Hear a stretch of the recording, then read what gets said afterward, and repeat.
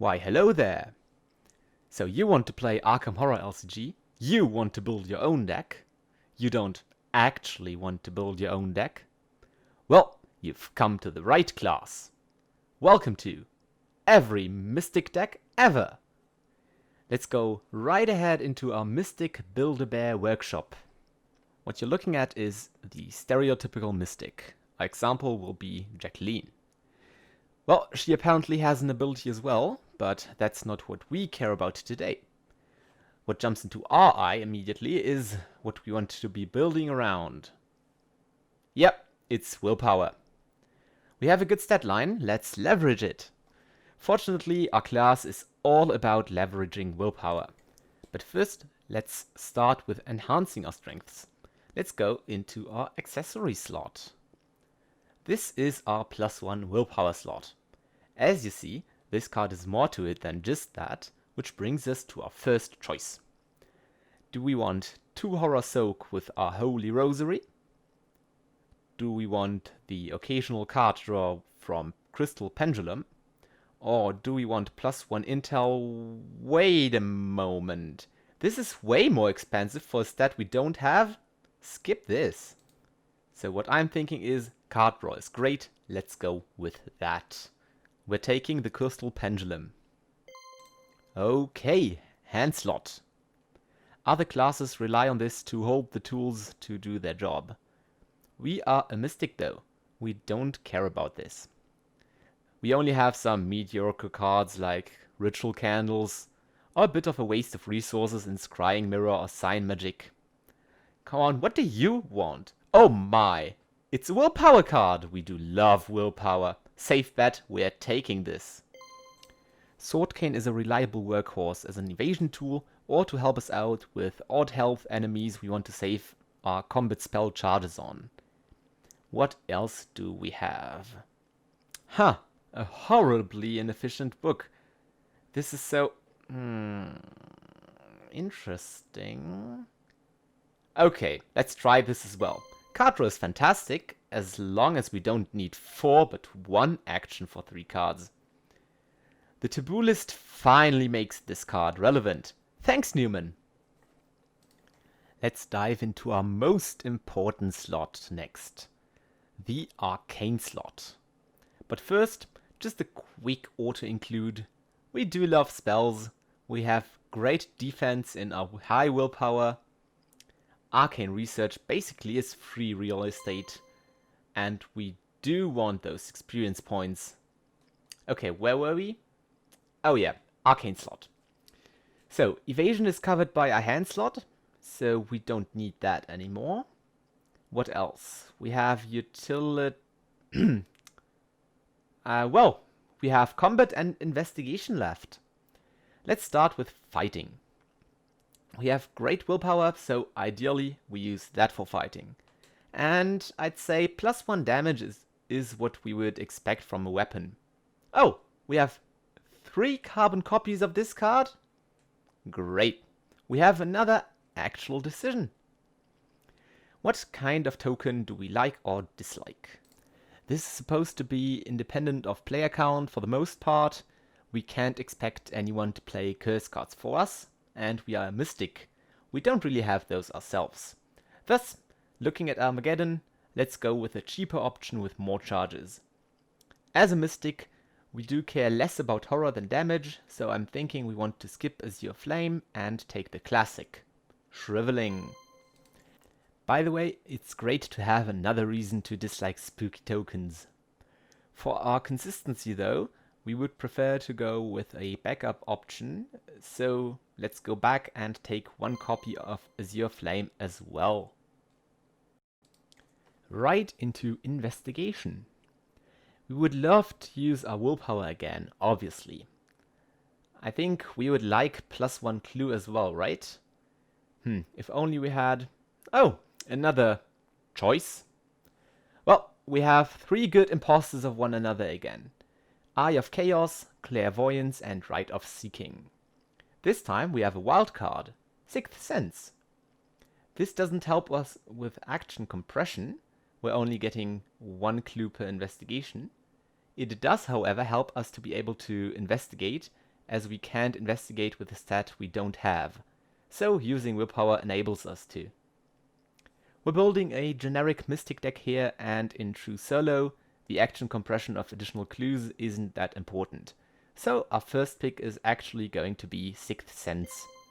Again, we want a third consistency option, so back to the others. We are dismissing Eye of Chaos for the same reasons as we did Armageddon. Clairvoyance can risk getting horror. Rite of Seeking has its downsides entirely mitigated by investigating on our last action.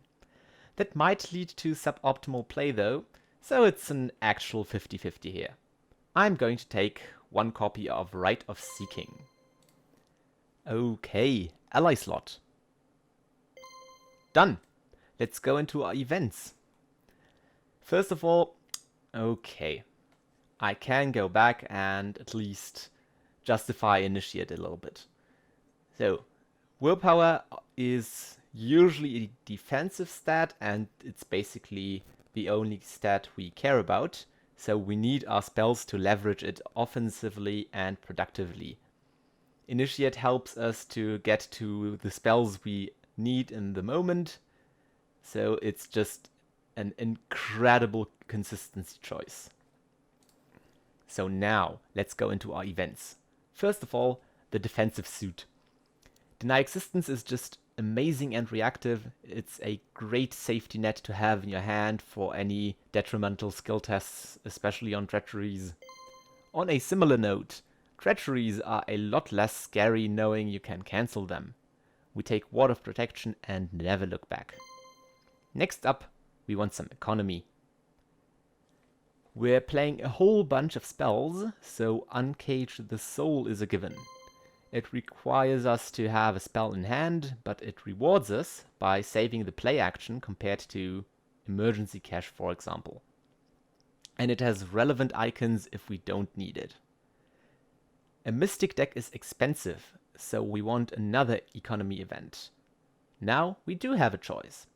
We can go for the reliability of the good old Emergency Cache, or we can go for the spell trait of Voice of Ra, which we do love for the Arcane Initiate. It's a Mystic deck, let's keep it like this and take the spicier option. We're going with Voice of Ra. As for the next card, just take Spectre Razor. A cheap 3 damage attack we test incredibly high on feels like an easy get out of jail card when we're in trouble or Court of Guard without a combat spell or a ready sword cane. Enemy management is the most important part of the game to be consistent in, and this is just an incredibly good card in general. And it's a spell. Lastly, we do have 2 more interesting events, both to draw additional encounter cards. First of all, we have the Clothing Mystic Classic, Drawn to the Flame. I mean, there's a reason it's a namesake for a podcast. This is a great testless way to clear locations with really high shroud or with detrimental effects that happen upon investigation. On the other hand, we have the extra experience Delve to Deep can grant us. So, those spells don't upgrade themselves. For maximum willpower stacking, I'm going to choose Delve to Deep. The last category is skills. Let's just take all the good skills. Done. Oh, I can give that explanation as well. The neutral so-called cantrip skills are amazing cards anyways. They help you to pass tests early on in the game and are easily replacing themselves later when you might not need the icons anymore. But they're always a great option to have if you happen to encounter a high fight enemy or a high shroud location, for example.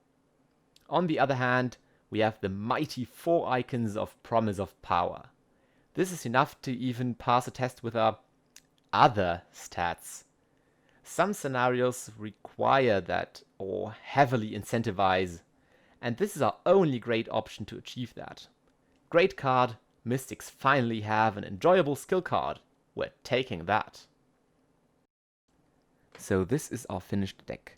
It's flexible enough to deal with anything the game can throw at you, so it works both in true solo and as a multiplayer deck. As Mystics are mostly alike, as of the creation of this video, this will work with any Mystic in the whole game. They all have access to all the cards, and they all have high willpower.